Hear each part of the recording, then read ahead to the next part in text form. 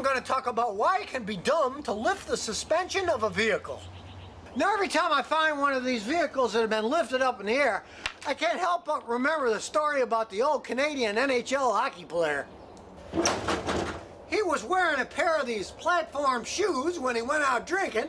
Not really such a smart idea, either fashion-wise or physical-wise.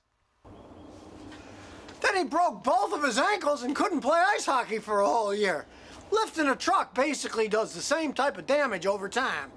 And sure, steel is stronger than human ankles, but over time, even it will end up breaking from being at the wrong angle all the time. I'll use the Chevy pickup as an example.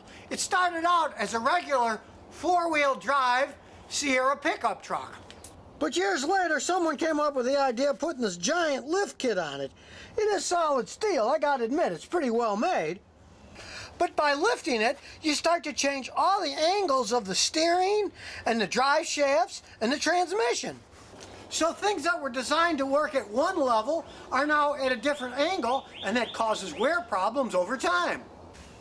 As you can see here on the front wheel drive shaft, it's at too deep of an angle going down, so it's going to strain the bearings and the boots and make things break over time. As you can see here, the boot's already ripped here, and this one's starting to leak grease, but the internal parts are worn too.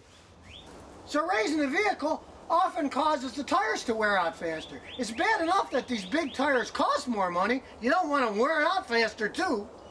And realize that tires with more aggressive patterns like these will also get worse gas mileage from the extra friction they create going down the road.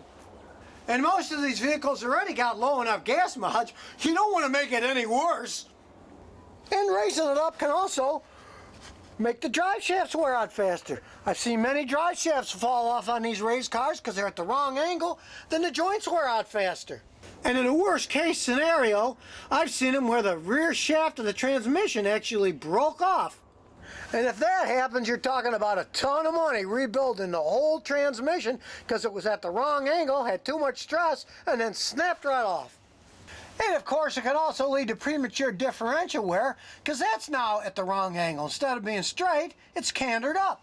And running thousands of miles with it at the wrong angle is eventually going to wear out the pinion gears. And of course, jacking it up higher makes it harder to work under the hood. You're going to need a ladder to get in there. And I don't know about you, but I don't feel that safe working on an engine teetering on the edge of a ladder. And climbing in and out of them isn't that much fun either. Ugh. But that's nothing compared to how they ride on the road when you hit bumps. Blah.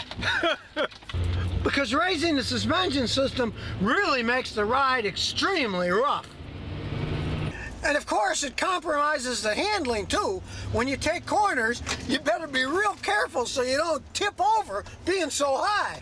But there is one advantage to having them that high up in the air. They may break more, but you can get under them really easy without jacking them up to fix them when they do.